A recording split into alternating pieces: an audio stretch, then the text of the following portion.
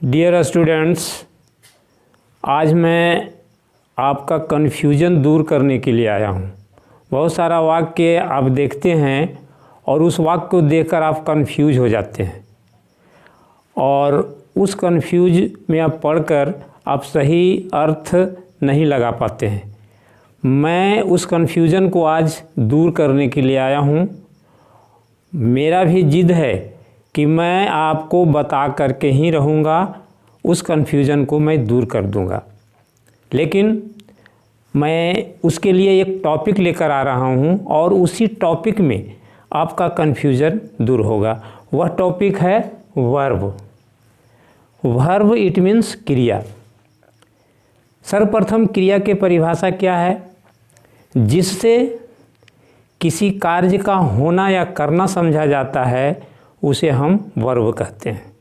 Verb is saying और doing word is called verb, right. अब थोड़ा सा हम हटकर आपको ले जाते हैं दूसरी तरफ। हटकर हम एक बात आपको बताना चाहेंगे। जितने भी धातुएं हैं वो सभी धातु में अगर ना हिंदी के वर्ण ना लग जाता है तो वह क्रिया बन जाती है। जैसे पठ। पठ एक धातु है, इसमें हिंदी के ना वर्ण लग गया तो ये पढ़ना एक क्रिया बन गया, जिससे पढ़ने का काम होता है। लिख। लिख एक धातु है और इसमें ना हिंदी का वर्ण लग गया तो ये लिखना एक क्रिया बन गया, जिससे लिखने का काम होता है। हंस एक धातु है, इसमें ना हिंदी का वर्ण लग गया तो यह हंसना एक क्रिया बन गया, जिससे हंसने का कार्य होता है। तो कहने का मतलब है कहीं न कहीं जितने भी धातुएं हैं उस धातु में हिंदी के वर्ण ना लग जाने से वह क्रिया बन जाती है और वह किसी न किसी रूप में कार्य को संपन्न करने में अहम भूमिका निभाती है ना। तो वर्ब की परिभाषा क्या हुआ? जिससे किसी कार्य का होना या करना समझा जाता हो उसे हम वर्ब कहते हैं। जैसे गो। गो एक क्रिया है, वर्ब है, जिससे जाने का काम होता है। कम एक क्रिया है, इससे आने का काम होता है। ईट एक क्रिया है, जिससे खाने का काम होता है।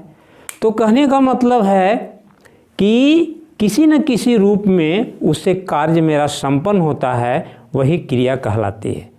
अब थोड़ा सा हम हटकर चल रहे हैं और मैं आपको कन्फ्यूजन मैं दूर करूंगा, वहाँ तक मैं पहुँचूंगा। लेकिन उसके पहले हम आपको ये बताना चाहते हैं कि वर्ब के कितने भेद होते हैं। वर्ब के दो भेद होते हैं। वर्ब के दो भेद होते हैं। एक को कहते हैं फिनाइट वर्ब, फिनाइट वर्ब, और दूसरे को कहते हैं non finite verb, non finite verb. Finite verb, that verb who changes his form according to tense and subject is called finite verb. वह वर्ब जो अपना रूप टेंस और सब्जेक्ट के अनुसार बदल देता है वह फिनाइट वर्ब कहलाता है। जैसे आई गो, ही गोज। आप यहाँ देख रहे हैं आई के अनुसार V1 और ही के अनुसार V5 हुआ है। अतः ये अपना रूप जो है बदल दिया है टेंस और सब्जेक्ट के अनुसार। ठीक उसी तरह से non finite verb who does not changes his form according to tense and subject is called non finite verb. Who does not change, not changes, who does not change his form according to tense और subject is called non finite verb. वैसे verb जो अपना रूप, tense और subject के अनुसार नहीं बदलता है वह नॉन फिनाइट वर्ब कहलाता है। जैसे I want to go, he wants to go. यहाँ पर आप देख रहे हैं टू गो और ये टू गो दोनों नॉन फिनाइट वर्ब है, राइट। मैं वहाँ पहुँच रहा हूँ, आपके कन्फ्यूजन में हम आ रहा हैं और उससे कोई परेशान होने की ज़रूरत नहीं है, मैं वहाँ तक आपको पहुँच जाऊँगा। फिनाइट वर्ब के दो भेद होते हैं। फिनाइट वर्ब के भी दो भेद होते हैं, प्रिंसिपल वर्ब और हेल्पिंग वर्ब। उसके बाद ये फिनाइट वर्ब के दो भेद हो गया, प्रिंसिपल वर्ब और हेल्पिंग वर्ब।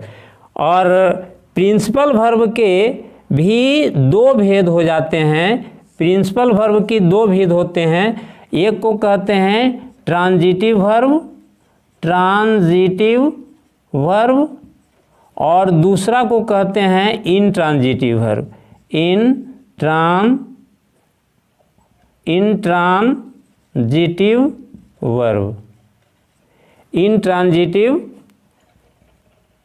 Intransitive verb.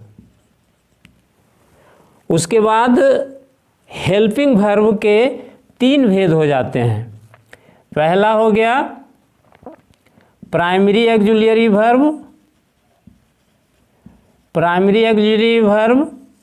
दूसरा हो गया मॉडल एक्जुलियरी वर्ब और तीसरा हो गया मार्जिनल एक्जुलियरी वर्ब। ये प्राइमरी 11 है, मॉडल 10 और मार्जिनल 3 है, यानी टोटल एक्जुलियरी वर्ब 24 हो जाते हैं, राइट। और इसी तरह से नॉन फिनाइट वर्ब जो है आपको ये जो 24 एक्जुलियरी वर्ब हैं, इसी 24 एक्जुलियरी वर्ब पर पूरे ग्रामर निर्भर करता है। और इसमें 5 जो है 5 वर्ब का रूप होते हैं, V1, V2, V3, V4 और V5। अतः इसी पर पूरे ग्रामर निर्भर करता है, 24/5, राइट। अब नॉन फिनाइट वर्ब के तीन भेद हो जाते हैं, टू इन्फिनिटिव, नंबर दूसरा जेरंड, नंबर तीसरा पार्टिसिपल।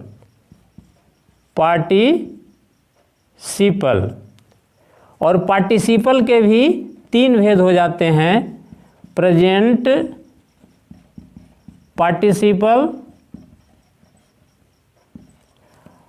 और दूसरा पास्ट पार्टिसिपल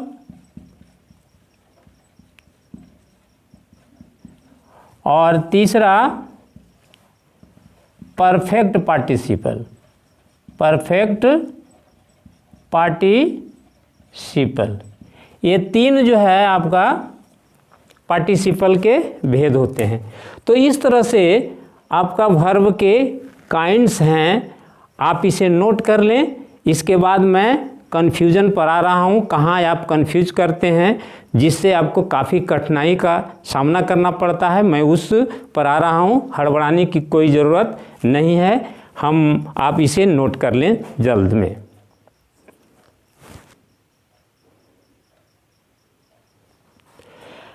अब मैं इसे मिटा दे रहा हूँ, उसके बाद आपके कन्फ्यूज़न पर मैं आ रहा हूँ। आप हड़बड़ाएं नहीं, मैं जहाँ तक कोशिश करूँगा आप जो गलती करते हैं उस गलती का समाधान आपको मैं तुरंत करने वाला हूँ। मेरा भी जिद है कि आपको मैं क्लियर करके ही रहूँगा। तो वर्ब के जो दो भेद हैं वो पहला हो गया मेन वर्ब, जो अभी मैंने बताया मेन वर्ब, और दूसरा हो गया हेल्पिंग वर्ब, हेल्पिंग वर्ब है ना, हेल्पिंग वर्ब। अब मेन वर्ब किसे कहते हैं और हेल्पिंग वर्ब किसे कहते हैं, इस पर थोड़ा सा चर्चा हम कर देते हैं। मेन वर्ब वह वर्ब कहलाता है जो वाक्य में मुख्य कार्य करता है। That verb who does the main action in the sentence is called main verb. जो वाक्य में मुख्य कार्य करता है वह मुख्य क्रिया कहलाता है, राइट। और हेल्पिंग वर्ब उस वर्ब को कहते हैं जो वर्ब वॉइस, टेंस और मूड के निर्माण में मुख्य क्रिया को मदद करता है, वह हेल्पिंग वर्ब कहलाता है, राइट। अब मैं आपके कन्फ्यूजन पर आ रहा हूँ, उसके लिए मैं आपको उदाहरण द्वारा आपको स्पष्ट करना चाहते हैं। उदाहरण आपको मैं दे रहा हूँ, निश्चित रूप से आप उस कन्फ्यूजन में आप एकदम क्लियर हो जाएंगे। जैसे ही इज अ प्लेयर। नंबर दूसरा, Ram is a boy. Number तीसरा, I have a car. Number चौथा, मोहन इज रिच। नंबर पाँचवा, you do it. Number 6, she did it. ये आपका 5, 6 जो है आपका एग्जाम्पल है। बी में आप देखें, I am reading. Number 2, you are singing. Number 3,